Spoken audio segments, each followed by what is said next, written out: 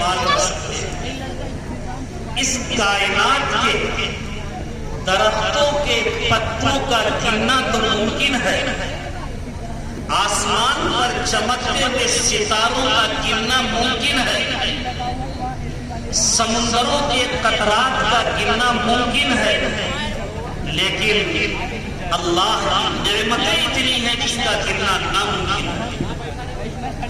ہم اور آپ اپنی زندگی کے اندر دیکھیں، اپنے ضروریات میں دیکھیں کہ اللہ نے کیسی کیسی نعمتوں سے ہمیں اور آپ کو نوازا ہے۔ جس زبان سے ہم بول رہے ہیں، جن آنکھوں سے ہم دیکھ رہے ہیں، جس کانوں سے سن رہے ہیں، ہمیں ان نعمتوں کا احساس نہیں ہے، لیکن ذرا سوچو کہ اگر اللہ ان آنکھوں میں قوت بینائی نہ رکھتا تو ہم اور آپ اندھے ہوتے، زبان کے اندر گویائی نہ ہوتا تو ہم اور آپ گونگے ہوتے، کانوں کے اندر قوت سنوائی نہ ہوتی تو ہم اور آپ بہرے ہوتے، اگر اللہ ہمیں عقل نہ دیتا تو ہم پاگل اور دیوانہ ہوتے، اگر ہمیں اللہ گھر نہ دیتا تو ہم بے گھر ہوتے، اولاد نہ دیتا تو لاولد ہوتے، کھانا نہ دیتا تو ہم بھوکے ہوتے، پانی نہ دیتا تو پیاسے ہوتے۔ غرض سے ہم اور آپ ایک ایک نعمتوں پر غور کر کے دیکھیں کہ اللہ نے کیسی کیسی عظیم نعمتوں سے ہمیں اور آپ کو نوازا۔ نعمتوں سے نوازنے کے بعد ہمیں اور آپ کو آزاد نہیں چھوڑا ہے۔ اللہ نے بیان کیا وَلَتُسْأَلُنَّ يَوْمَئِذٍ عَنِ النَّعِيمِ کہ کل قیامت کے دن تم سے نعمتوں کے بارے میں سوال ہوگا کہ ہم نے تم کو ایسی ایسی نعمتیں دی تھی، تم نے اس کا کتنا حق ادا کیا۔ اس لیے ہم اور آپ ذرا سوچیں، غور کریں کہ اللہ نے ہمیں اس دنیا کے اندر پیدا کیا اور ہم اور آپ اس دنیاوی ماحول سے اتنے متاثر ہوئے کہ اپنے مقصد تخلیق ہی کو بھول گئے کہ اللہ نے ہمیں پیدا کیوں کیا۔ ہم اس ماحول میں اتنا رنگ اور بچ گئے کہ ہر وقت ہمارے اور آپ کے دل و دماغ میں صرف دنیا ہی کی فکر، دنیا ہی کی خوشحالی، دنیا ہی کی ترقی، دنیا ہی کے بارے میں سوچ ہمہ وقت رہتی ہے۔ اللہ تبارک و تعالیٰ نے جو میں نے ایک آیت کریمہ پڑھی ہے، اس آیت کریمہ میں اللہ نے ہمیں ہماری اور آپ کی اسی بیماری کی تشخیص فرمائی کہ بل تؤثرون الحیات الدنیا، کہ تمہاری بیماری یہ ہے کہ تم دنیاوی معاملے میں ہر وقت دنیاوی زندگی کو ترجیح دیتے، اسی کی خوشحالی، اسی کی ترقی کو ہر وقت ہم سوچتے ہیں۔ ذرا سوچو، اللہ کہہ رہے ہیں کہ جس دنیا کے خاطر تم دوڑ دھوپ کر رہے ہو، جس دنیا کے خاطر رات دن ایک کیے ہوئے ہو، جس دنیا کی خاطر تم نے حرام و حلال کی تمیز کھو دی ہے، یہ دنیا کیسے نئی زندگی ہے۔ آج ہم سوچیں تو آج ہم میں سے ہر شخص پریشان ہے اس بات کا، کوشاں ہے اس چیز کے لیے کہ ہمارا مکان اچھا ہو، ہماری دکان اچھی ہو، ہمیں شہرت ملے، ہمیں منصب ملے، ہمیں عہدہ ملے، ہمارا لوگ چار لوگ نام جاننے والے ہو جائیں، اسی کے لیے انسان پریشان ہے۔ لیکن ذرا سوچو، میرے اللہ کہتے ہیں میرے بندو سوچو، یہ جس کے لیے تم پریشان ہو یہ کتنے دن رہے گی اور کتنے وقت کے لیے رہے گی۔ تو معلوم یہ ہوا کہ اللہ تبارک و تعالیٰ نے ہمیں اور آپ کو اس دنیا کے اندر جو بھیجا ہے وہ اپنی عبادت کے لیے بھیجا ہے، آخرت کی تیاری کے لیے بھیجا ہے، اس لیے بھیجا ہے کہ جنت جو تمہارا آخری گھر ہے اس کی تیاری کرو، اس کے رضا والے کام کرو، تاکہ جب ادھر سے دعوت نامہ تمہارے پاس جائے، جب تمہارا بلاوا آ جائے تو تم خوشی بخوشی اللہ کے دربار میں حاضر ہو جاؤ۔ ایک واقعہ میں آپ کو بتاؤں، حضرت امام غزالی رحمۃ اللہ علیہ بہت بڑے عالم دین ہیں، ایک مرتبہ وہ اپنے دوست سے ملاقات کرنے گئے، دیکھا کہ دوست گھر گھر کے اندر بہت زور سے آواز لگا رہا ہے، گھر والوں کو پریشان کیے ہوئے ہے کہ میرا اچھا جوڑا کہاں ہے، میرا اچھا گھوڑا کہاں ہے، میرا اچھا لباس کہاں ہے، میری اچھی تلوار کہاں ہے، میرا اچھا ڈھال کہاں ہے۔ غرض ہے کہ ہر اچھی چیز کا مطالبہ کر رہا تھا۔ امام غزالی رحمۃ اللہ علیہ دروازے کے قریب گئے اور دستک دیا، سلام کر کے اندر داخل ہوئے اور کہا اے دوست، آج کیا ماجرا ہے کہ تم نے گھر والوں کو پریشان کر رکھا ہے کہ تمہاری ہر اچھی چیز کا مطالبہ کر رہے ہو۔ دوست نے کہا مسئلہ یہ ہے کہ آج بادشاہ وقت کا بلاوا آیا ہے، میں چاہتا ہوں کہ جب بادشاہ کے دربار میں پہنچوں تو ایک شان و شوکت کے ساتھ پہنچوں، ایک روب و دبدبے کے ساتھ پہنچوں، تاکہ ہماری ایک حیثیت، ہمارا ایک مقام ہو۔ امام غزالی رحمۃ اللہ علیہ اللہ کے نیک بندے تھے، ٹھنڈی سانس بھری اور کہا بہت اچھی بات ہے، تم بادشاہ کے دربار میں جانے کی تیاری کر رہے ہو، لیکن ذرا سا ایک منٹ کے لیے سوچ لو کہ تم بادشاہ کے دربار میں جانے کی تھی تیاری، لیکن جس وقت بادشاہوں کا بادشاہ احکم الحاکمین کی طرف سے بلاوا آئے گا اور اس کا فرشتہ آئے گا کہ تمہیں اللہ نے بلایا ہے، اس وقت کے لیے تم نے کیا تیاری کی؟ یہ بادشاہوں کے پروگرام تو آگے اور پیچھے ہو سکتے ہیں، لیکن جس وقت احکم الحاکمین کا بلاوا آئے گا ایک لمحے کا موقع نہیں دے گا۔ قرآن کریم کہتا ہے اذا جاء اجلهم لا يستأخرون الساعة ولا يستقدمون، کہ جب وقت مقررہ پہنچے گا تو ایک لمحہ نہ آگے سے لگ سکتا ہے نہ ایک لمحہ پیچھے سے لگ سکتا ہے۔ اس لیے ضرورت ہے کہ ہم اس دن کو ذہن میں رکھ کر کے تیاری کریں۔ اللہ تبارک و تعالیٰ نے براہ راست مسلمانوں سے، مومنین سے مخاطب ہو کر کے کہا یا ایھا الذین آمنوا اتقوا اللہ ولتنظر نفس ما قدمت لغد واتقوا اللہ ان اللہ خبیر بما تعملون۔ اے ایمان والو، ذرا سوچو، اللہ سے ڈرو اور سوچو، محاسبہ کرو، اپنی زندگی کا جائزہ لو کہ تم نے آنے والے کل یعنی قیامت میں تم نے کیا تیاری کی۔ اس لیے ہمیں اور آپ کو ضرورت ہے کہ اس دنیا میں رہیں، خوب کمائیں، خوب بلڈنگیں بنائیں، خوب کھیتی باڑی کریں، لیکن آخرت کی منزل سے کبھی غافل نہ ہوں۔ ایک واقعہ میں بتاؤں، حضور اقدس صلی اللہ علیہ وسلم ایک مرتبہ ام المؤمنین حضرت عائشہ صدیقہ رضی اللہ تعالیٰ عنہ کے زانوں پر اپنا سر مبارک رکھ کر کے آرام فرما رہے ہیں، آپ کو نیند آ گئی۔ حضرت عائشہ رضی اللہ تعالیٰ عنہ کی آنکھوں سے آنسو کے قطرات جاری ہو گئے، آپ کی آنکھ کھل گئی اور آپ نے پوچھا اے عائشہ کیوں رو رہی ہو، کیا بات ہے؟ ام المؤمنین نے جواب دیا اے اللہ کے رسول کوئی بات نہیں، بس بیٹھے بیٹھے آخرت کا منظر سامنے آ گیا، آنکھوں سے آنسو کے قطرات جاری ہو گئے، لیکن اے اللہ کے رسول آپ تو اس سخت وقت میں ہمارے کام آئیں گے۔ اللہ کے رسول صلی اللہ علیہ وسلم نے فرمایا کہ 3 موقع ایسا ہے جس میں کوئی کسی کا پرسان حال نہیں ہوگا، کوئی کسی کا کام نہیں آئے گا۔ سب سے پہلا موقع وَإِذَا الصُّحُفُ نُشِرَتْ، جب صحیفے بکھیرے جائیں گے، ہر شخص اپنے ہاتھ میں نامہ اعمال دیکھے گا تو چیخے گا کہ مالی حاضر کتاب لا یغادر صغیرۃ ولا کبیرۃ الا احصاها، اس کتاب کو ہو کیا گیا، اس میں تو کوئی چھوٹی بڑی چیز چھوڑی نہیں ہے، ساری چیزیں کتابوں میں درج ہے۔ لیکن جن کے داہنے ہاتھ میں نامہ اعمال ملے گا وہ کتنے خوش ہوں گے۔ قرآن کریم کہتا ہے فَأَمَّا مَنْ أُوتِيَ كِتَابَهُ بِيَمِينِهِ فَيَقُولُ هَاؤُمُ اقْرَءُوا كِتَابِيَهْ إِنِّي ظَنَنتُ أَنِّي مُلَاقٍ حِسَابِيَهْ فَهُوَ فِي عِيشَةٍ رَاضِيَةٍ فِي جَنَّةٍ عَالِيَةٍ قُطُوفُهَا دَانِيَةٌ۔ جس کے دائنے ہاتھ میں نامہ اعمال دے دیا گیا وہ اچھلتا پھرے گا، کودتا پھرے گا،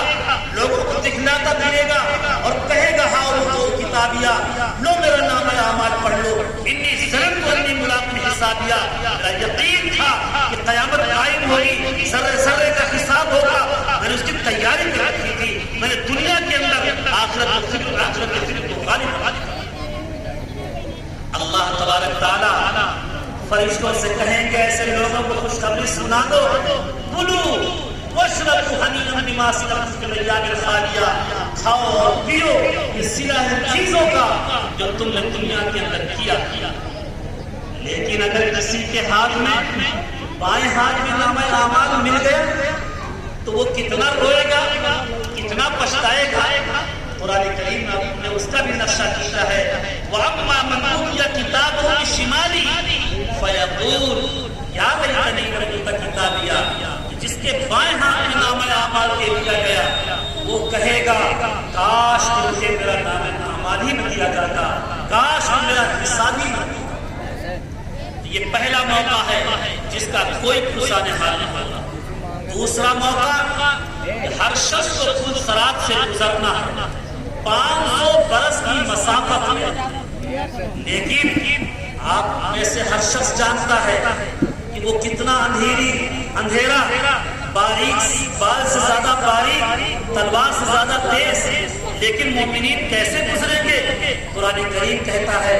یوم تری المؤمنین والمؤمنات یسعی نورهم بین ایدیہم وبایمانہم، وہ دن دیکھنے کے قابل ہوگا جب مومن مرد اور مومن عورتوں کے سامنے ان کا نور چل رہا ہے۔ کس چیز کا نور ہوگا؟ قرآن کا نور ہوگا، ایمان کا نور ہوگا، نماز کا نور ہوگا، دنیا کے اندر جو اچھے اعمال کیے اس کا نور ہوگا۔ اس روشنی میں وہ آگے آگے جا رہے ہوں گے۔ منافقین جب مسلمانوں کو دیکھیں گے تو کہیں گے کہ ہمیں بھی اپنے نور کے اندر لیتے چلو۔ قرآن کہتا ہے کہ منافقین کہیں گے یوم یقول المنافقون والمنافقات للذین آمنوا انظرونا نقتبس من نورکم قیل ارجعوا وراءکم فالتمسوا نورا۔ منافق مرد اور منافق عورتیں کہیں گے کہ اے مسلمانوں ہمارے پاس نور ہے، ہمیں بھی اپنی روشنی میں لیتے چلو، لیکن کہیں گے قیل ارجعوا، یہ نور یہاں نہیں ملنے والا، لوٹ جاؤ دنیا کے اندر، وہاں آسمان۔ تیسرا وقت جب نامہ اعمال تولا جائے گا، ہر شخص پریشان کہ اس کا نامہ اعمال میں اضافہ ہو جائے۔ وَالْوَزْنُ يَوْمَئِذٍ الْحَقُّ فَمَنْ ثَقُلَتْ مَوَازِينُهُ فَأُولَٰئِکَ هُمُ الْمُفْلِحُونَ، جس کا نامہ اعمال بھاری وہ کامیاب اور جس کا ہلکا وہ ناکام اور نامراد۔ خلاصہ یہ ہے اس کی بات کرنے کا کہ ہم اور آپ اس دنیا کے اندر آ کر کے اپنے مقصد تحریک کو بھول گئے ہیں، دنیا میں مست ہو گئے، دنیا کے کاروبار میں لگ گئے، اس کی خوشحالی، اسی کی ترقی میں اتنا لگ گئے کہ آخرت سے مغافل ہو بیٹھے۔ آخرت کا احساس نہیں ہے، اذانیں ہوتی ہیں لیکن ہم نمازوں میں نہیں چلتے ہیں، صبح بیدار ہوتے ہیں، ہمیں اگر فکر ہوتی ہے تو اخبار پڑھنے کی فکر ہوتی ہے، فکر ہوتی ہے تو ہوٹلوں پر چائے پینے کی فکر ہوتی ہے،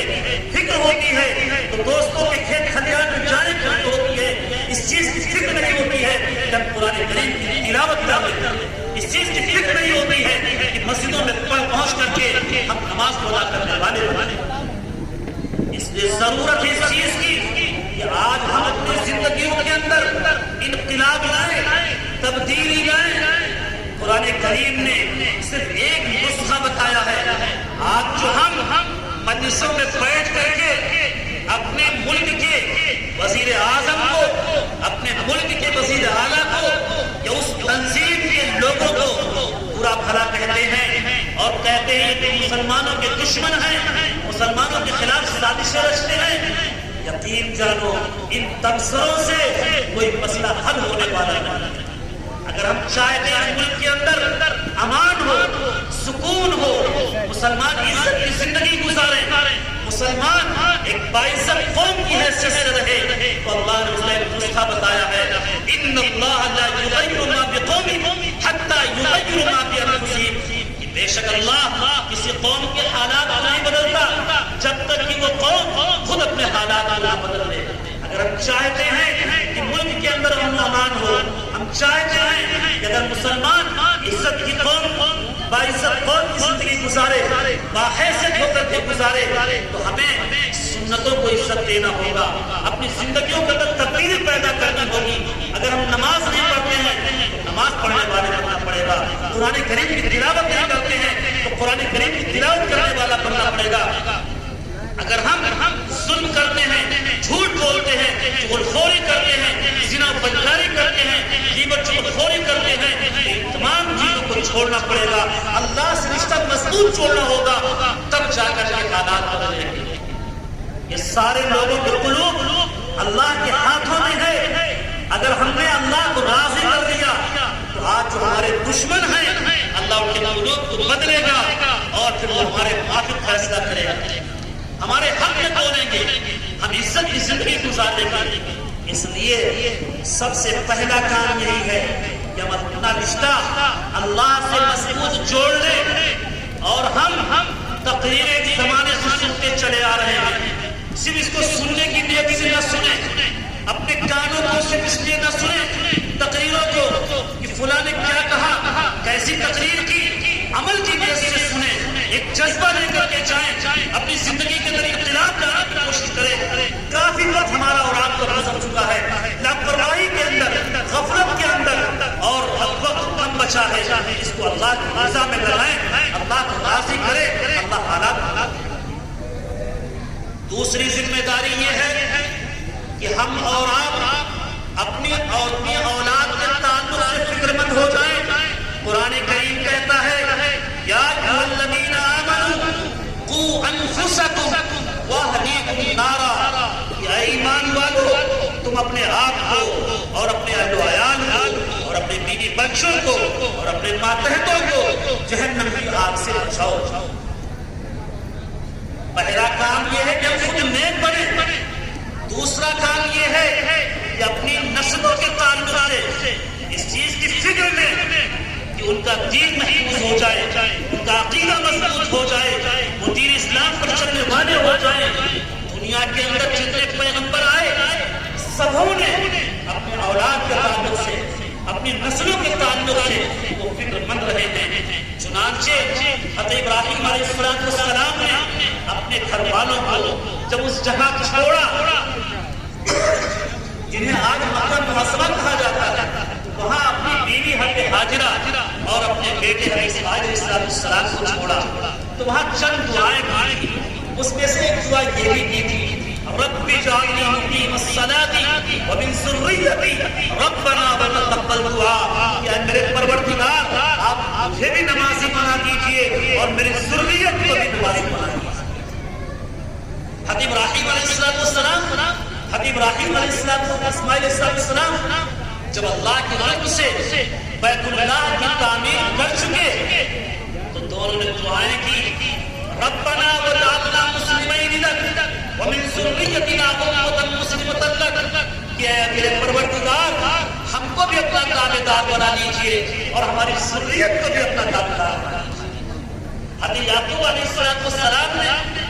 کیا نصیحت کی اپنے بیٹے کو، یا بنی ان اللہ اصطفیٰ لکم الدین فلا تموتن الا وانتم مسلمون، کیا میرے بیٹے تمہارے لیے اللہ نے دین کو منتخب کر دیا ہے، اب تمہیں بدون اسلام کی موت نہیں آنی چاہیے۔ ہمارے جب موت کا وقت قریب ہوتا ہے تو ہم بچوں کو قریب کرتے ہیں، نصیحت کرتے ہیں، وصیت کرتے ہیں کہ فلاں کے ہاں قرض ہے، یہ کھیت ان کا ہے، یہ مکان ان کا ہے، ایسا کر لینا ویسا کر لینا۔ حضرت یعقوب علیہ السلام پیغمبر ہیں اور جب موت کا وقت قریب ہوتا ہے اپنی اولاد کو جمع کرتے ہیں، اور کیا فکر ہے، کیا ذہن ہے، اس کو سمجھنے کی ضرورت ہے۔ قرآن کریم کہتا ہے اس حضر یعقوب اس قارن بنی ما تعبدون من بعدی، جب موت کا وقت قریب آیا تو حضرت یعقوب علیہ السلام نے اپنے بیٹوں سے کہا کہ میرے بعد اس کی عبادت کرو گے، یعنی فکر ہے اس چیز کی کہیں میرے بعد میرے بیٹے اس دین الہی سے منحرف نہ ہو جائے۔ ہم سوچیں کہ ہم کتنا اپنے اولاد کے تعلق سے فکر مند ہیں۔ قرآن اسی کو کہہ رہا ہے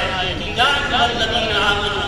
قوا انفسکم واہلیکم نارا، کہ اے ایمان والو تم اپنے آپ کو جہنم کی آگ سے بچاؤ اور اپنے اہل و عیال کو، اپنے بیوی بچوں کو، اپنے ماتحتوں کو، اپنے آنے والی نسلوں کو بھی جہنم کی آگ سے بچاؤ۔ حدیث کے اندر کہا گیا کلکم راعی وکلکم مسئول عن رعیتہ، تم میں سے ہر شخص نگراں ہے اور اسے اس کے ماتحتوں کے بارے میں سوال کیا جائے گا۔ باپ سے پوچھا جائے گا کہ تم نے اپنے بیٹے کو دیندار بنانے کے تعلق سے اس پر کتنی محنتیں کی ہیں، کتنی کوششیں کی ہیں۔ ماں سے پوچھا جائے گا تم نے اپنے اولاد کو نیک بنانے کے لیے تمہارے اس میں کتنا حصہ ہے۔ شوہر سے پوچھا جائے گا تم نے اپنی بیوی کو دیندار بنانے کے لیے اس پر کتنی محنتیں کی ہیں۔ حضرت سوچو، ہم اور آپ اگر بچہ گھر کے اندر کچھ نقصان کر دیتا ہے تو ہمیں غصہ آتا ہے، ہم ڈانٹتے ہیں اپنے بچے کو، اور بچہ اگر گھر کے اندر نماز نہیں پڑھتا ہے، روزے نہیں رکھتا ہے، اچھے کام نہیں کرتا ہے، ہمیں کوئی کام رجوع نہیں دیکھتا ہے، ہمیں کوئی افسوس نہیں ہوتا ہے۔ یہ ہے دین کی حیثیت۔ دنیا کی معمولی سی چیز پر ہمیں غصہ آ جاتا ہے، لیکن نماز چھوڑتا ہے بیٹا، ہمیں کوئی غصہ نہیں آتا۔ یہ سوچنے کی ضرورت ہے، فکر لینے کی ضرورت ہے۔ اس لیے ضرورت ہے کہ ہم اپنے بیٹوں کے تعلق سے فکر مند ہوں اور ان کا عقیدہ مضبوط کریں، جو کہ آج جو ہمارے دشمن ہیں وہ ہمارے جانوں کے صرف دشمن نہیں ہیں، ہمارے صرف مالوں کے دشمن نہیں ہیں، وہ ہمارے آنے والی نسلوں کے ایمان اور عقیدے کے دشمن ہیں۔ وہ چاہتے ہیں کہ صرف نام کے مسلمان رہیں، ان کے پاس عقیدہ محفوظ نہ رہے، ان کا ایمان مضبوط نہ رہے۔ تو ہمیں چاہیے کہ اپنے آنے والی نسلوں کے عقیدے کو مضبوط کریں، آنے والی نسلوں کے ایمان کی حفاظت کے لیے ہم محنت اور کوشش کریں کہ ان کا ایمان مضبوط ہو جائے، تاکہ دنیا کے اندر وہ کہیں بھی رہیں، حالات آئیں مقابلہ کریں گے، اپنا ایمان بچائیں گے اور دنیا کو لات مار دیں گے۔ لیکن اگر ہم نے اولاد کو دیندار نہیں بنایا، اولاد کا عقیدہ مضبوط نہیں کیا، اپنی لڑکوں اور لڑکیوں کو یہ نہیں سمجھایا کہ اللہ ایک ہے، اللہ پر ایمان، آخرت پر ایمان، فرشتوں پر ایمان، کتابوں پر ایمان، ساری چیز پر ایمان لانا ضروری ہے۔ مرنے کے بعد ہمیں ذرے ذرے کا حساب دینا ہے۔ اگر یہ ہم نے فکر نہیں بٹھایا، یقین جانو یہ اولاد جب آگے کھڑی ہوگی، حالات آئیں گے، دنیا کو بچائے گی اور ایمان کو بیچ دے گی۔ اب مسئلہ یہ ہے کہ فکر تو پیدا ہو گئی کہ بچوں کو ہمیں دیندار بنانا ہے، بچوں کا عقیدہ مضبوط کرنا ہے، لیکن یہ عقیدے ہوں کہاں مضبوط؟ اس کے لیے ہمیں رخ کرنا پڑے اپنے علاقے کے اندر جو مکاتب اور مدارس ہیں اس میں بھیجنا ہوگا تاکہ وہاں ان کا عقیدہ مضبوط ہو۔ یہ جو آج ہمارے اور آپ کے علاقے کے اندر مدارس موجود ہیں، مکاتب موجود ہیں، ان کی قدر ہمیں نہیں ہے، لیکن یقین جانو سیر کرو دنیا کا اور ان علاقوں کے اندر جاؤ